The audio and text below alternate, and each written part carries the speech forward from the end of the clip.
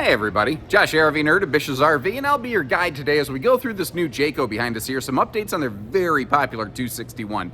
And I think what makes this one so popular is for a lot of families, this is their second camper the first time around. Allow me to explain here. So the number one reason people trade in their very first bunkhouse is because it ends up being too small. They spend a weekend or two in it, they go, boy, this is fun, but like, man, we are just right on top of one another and we're driving each other absolutely crazy. We need a little more space than this. That's where this model comes in.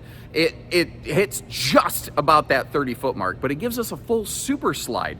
And the difference between a no-slide RV and a super slide RV on a rainy day is the difference between a happy family and a pending divorce at times. Having that extra space, and it's carpetless, it's ventless on the floor, so it's very like pet friendly. It's very simple and easy in that regard. It has some really respectable awning space too. It's got a little mini camp kitchenette on the outside. I don't even know what we want to call it that. I think we just want to call it like a little campsite convenience station where it has like a mini fridge, but then just a couple good drawers and just some generic shelf space, some power outlets out there. Perfect place to place to place a Bluetooth speaker. I got to work on that. Or not, you know, whatever works for you. Maybe like a little outdoor fan if you want a little bit of airflow going. I never thought about that. The wheel wells of this have a little like steel shield on them, so God forbid you have a blowout on the road. It's just an extra layer of protection. Available solar packages on here. Private front bedroom is also a nice thing. Double over double bunks, and Jayco doing Jayco things. Their bunks are always rated for about more weight, and the traveling access on this is about as good as you could hope for something like this if you need to make a travel stop and get in it. But it's got some things like it's got a short queen bed. I'm going to volunteer good and bad information, show you the pros and the cons to let you decide if this is the right one for you or not. And if you appreciate that, hit that subscribe button. Let's see what she has to offer you and your family. Real quick, can you give me some feedback down in the comment section? The last couple times I've recorded a video, I sort of did this where I thought, what if people actually get to see walking in the entry door? Like, this is, I mean, truly what it looks like when you're shopping. Not any sort of awesome camera guy angles, just literally walking in. And I don't use fisheye wide angle lenses. I don't like that stuff. Kind of makes me like seasick, motion sick. And the problem is I'm not a fly with freaking compound eyes. So that stuff just doesn't process properly in my brain, you know. Maybe I'm getting a little bit old, but that's kind of how I feel. You might notice carpetless super slide, ventless flooring. So very awesome, kid-friendly, pet-friendly kind of recipe. They have some decent windows there. They are on the driver's side of the RV. Again, trying to be fair. Something this RV doesn't do well is put a lot of windows over on the camp side. I think the idea of this camper is, hey, you're, you know, when you're not just trying to sleep in it or it's not a rainy day, you're probably going to just be outside with the family anyway, or in here doing a little bit of prep work, you know. So it's not a big, massive priority for them. Now, people say, well, why don't they flip-flop the floor plan? The funny thing is, it's the entry door that is the problem child there. If you tried to flip-flop the floor plan and shove the kitchen in the slide, it wouldn't fit. And the seating wouldn't fit on the door side of the RV. So it just doesn't work unless you add 2.5 feet to the RV. And that quickly changes the weight of the RV, the length, the cost, some other major influential factors. And this is really working to hit that kind of a sweet spot area. Now, our cabinetry here is pocket screwed and lumber core. Basically, it's screws into wood. In this class, at this price point, you run into a lot of things that are held together with staples. And being real with you, I'm a person who has seen thousands of used RVs coming on trade of all sorts of ages, shapes, and sizes. I really can't think of a single instance of an RV where it's like, yep, that one fell apart because it had staple cabinetry. It just, I prefer, don't get me wrong, I prefer screwed together cabinetry. I definitely feel better about it. But knowing what I know about RVs, I happen to know it's not really a real world concern. It's just more of a peace of mind thing. But peace of mind's important. If you're not comfortable with the RV, you're never going to have fun with it. It's just, that's just a very simple fact. Now, one thing they do pretty well in here is storage. As you can see, we open everything up. There is some very nice, respectable storage space. I love that they give us a dedicated spot for a wastebasket. Bonus drawer below the oven, an actual oven. If you start comparing this to a lot of other campers out there, you'll find things that don't just have an empty blank panel. They wasted the space under the oven. Some brands won't even open it up and leave it open. They'll literally panel it off and waste it. The dinette is storage. The sofa is storage. You've got that giant pantry, which also has removable shelving and a hanging bar that, if you want to, you could use as a closet. So, you know, a lot of options here. Now, there's not a ton of USB plugs parked around this thing, but you do have one set right in the middle of that super slide, right in the middle of the seating, that for, again, a basic camper, not an over-the-top fancy pants camper, I think is fine. Now, they've consolidated their color palette, and have you noticed they went to a cloth touch decor this year in that kind of gray family? Sometimes on camera it kind of reads as blue depending on the light it picks up, but if I get closer to wash that out, you see that it is a gray fabric kind of touch here. Now, what if my kid spills something? Well, it basically has like a Scotch Guard kind of application already on it right from the factory, and there's actually aftermarket things that you can apply to furniture to enhance that even further. But the reason that's kind of nice is it like the pleatherette that the RV industry has used for many, many years. If you have pets or something, or if the kid has a rock in their shoe, or I don't know, whatever, you can poke that stuff and tear it fairly easy. Not to mention, after a couple of years, it's just notorious for peeling and flaking. It's really become a black eye in the RV industry. It didn't used to be that bad, but it seems like that the skins on the seating kept getting cheaper and cheaper and cheaper until we got what we have now. Now, Jayco is really well known for having some of the best, heaviest bunk ratings in their class.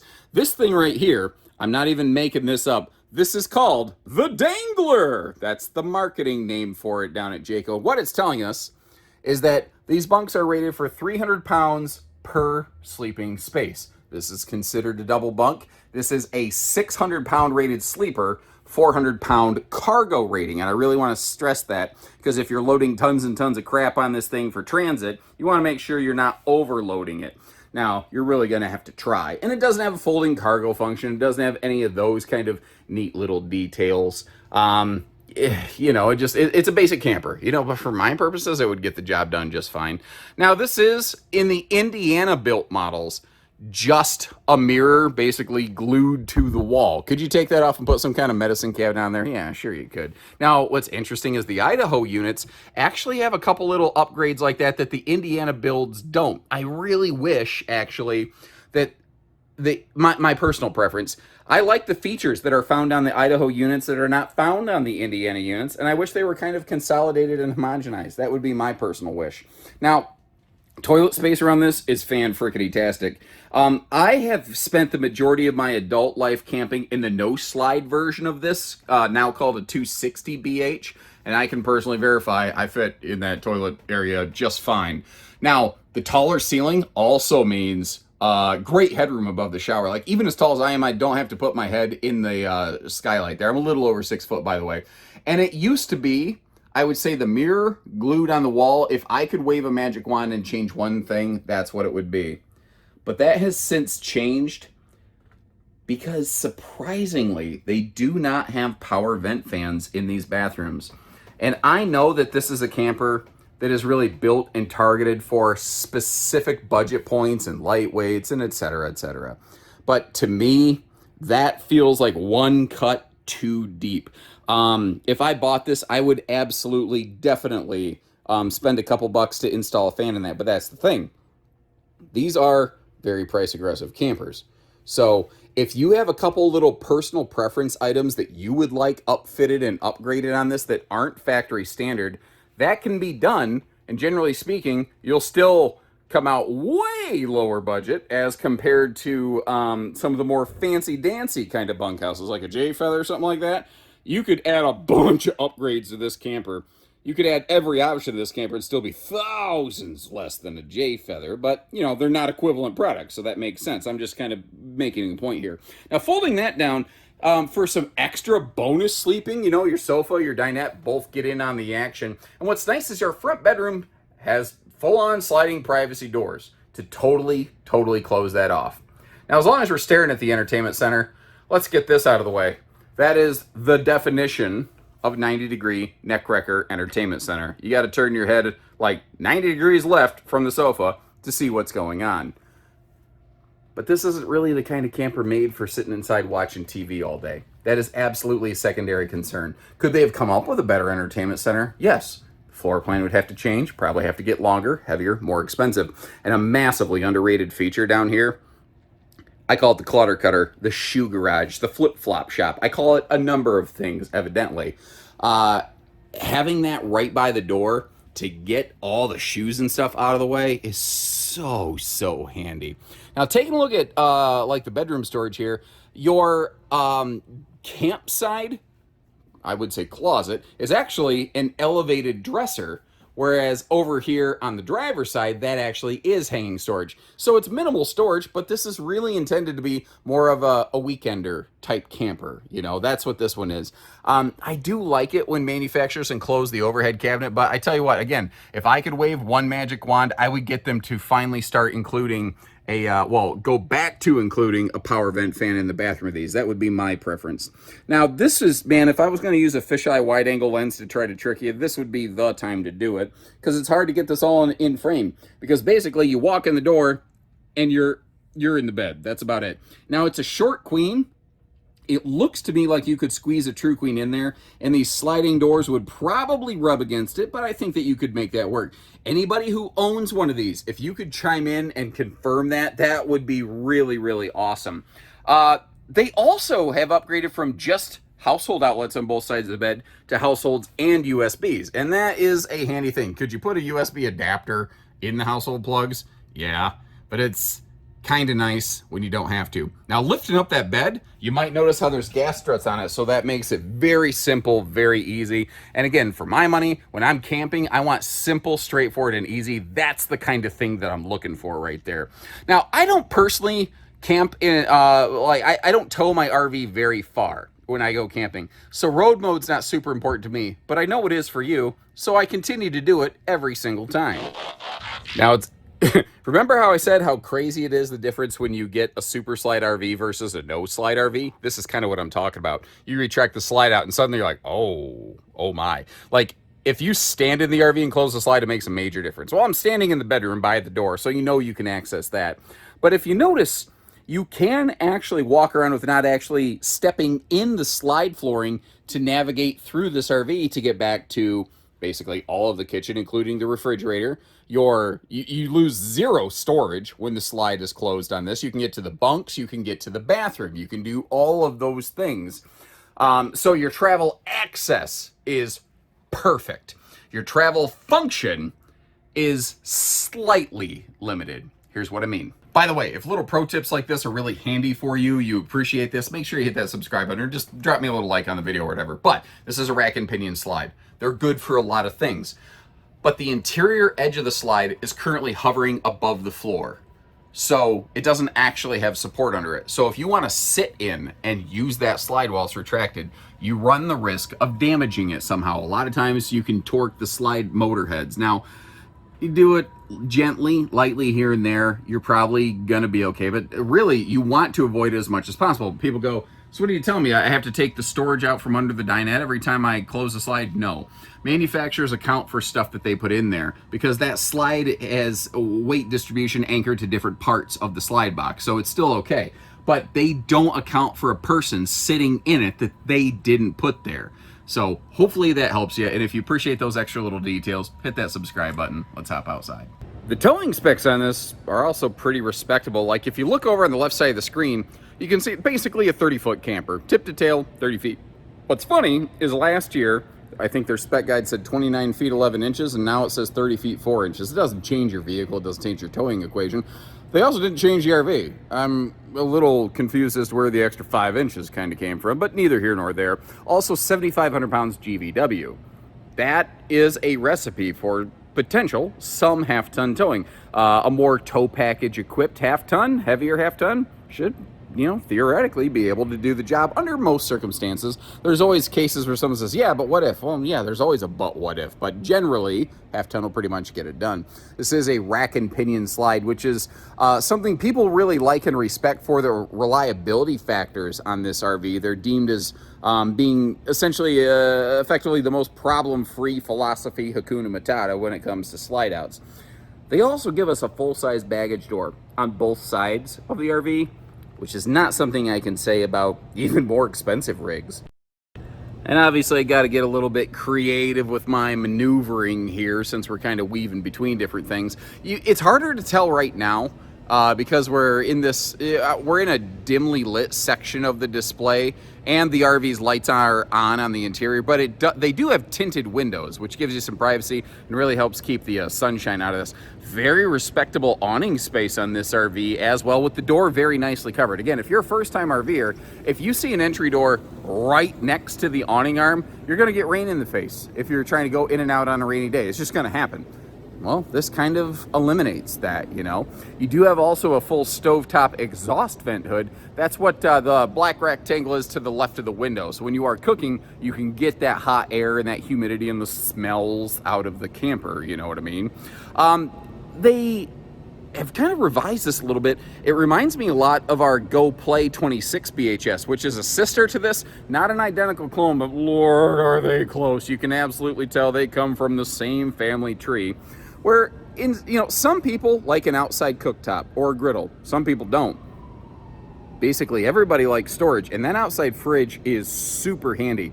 I would love it if people chimed in on the comments section. If you were shopping for an RV and originally thought, I have absolutely no use for a camp kitchen, and then, share your thoughts. Like, were you right? Or, if you got an RV with a camp kitchen, we're like, this is actually really handy. The reason I'm asking for this is my experience has been a lot of people who don't care about camp kitchens will often say, I didn't care about this thing, but that outside fridge actually was really, really handy. That's a pretty common thing I run into. Now, we are backup camera prepped. We are telescopic removable ladder prepped to get you up to that fully walkable roof for, your seasonal, regular maintenance routine, upkeep kind of things. On the back here, we do have ourselves the little black circle that's approaching the middle of the screen. That is a cold water sprayer port. And the big black square, that is your water heater. Now, it's an on-demand water heater, so it's propane only, but they are using a 60,000 BTU variety, so they're using the more powerful variety. So if one of the kids is taking a shower, or you're taking a shower, and they turn on the hot water tap in the kitchen, you're not gonna suddenly be taking a cold shower, because that's a bad way to take a cold shower when it's against your will. That is not fun. That is not fun whatsoever. Ask me how I know. A full black tank flush and full hot cold outside utility shower as well. A lot of campers, if they have a little cold sprayer port, they won't give you the actual utility shower over here. And one of the other handy little details on this, it does have a single sewer outlet. So the kitchen, the bathroom, everything drain out of one location. And if you look at this RV, the hookups are basically in the most ideal location. They're all back here on what is technically known as the poop side of the camper. I got to check my notes. That may not actually be the technical term, but you get the idea. Everything is back here. So if you are park camping, the hookups are all in the best location. Now, by default, kind of like it's camera prepped, it's also solar prepped. The difference there is the factory actually does offer an available solar package. Oh my gosh. Oh, what is in my eye? I think it's my finger. Anyway, it's a 200 watt solar package with a 30 amp controller, like we've seen here today.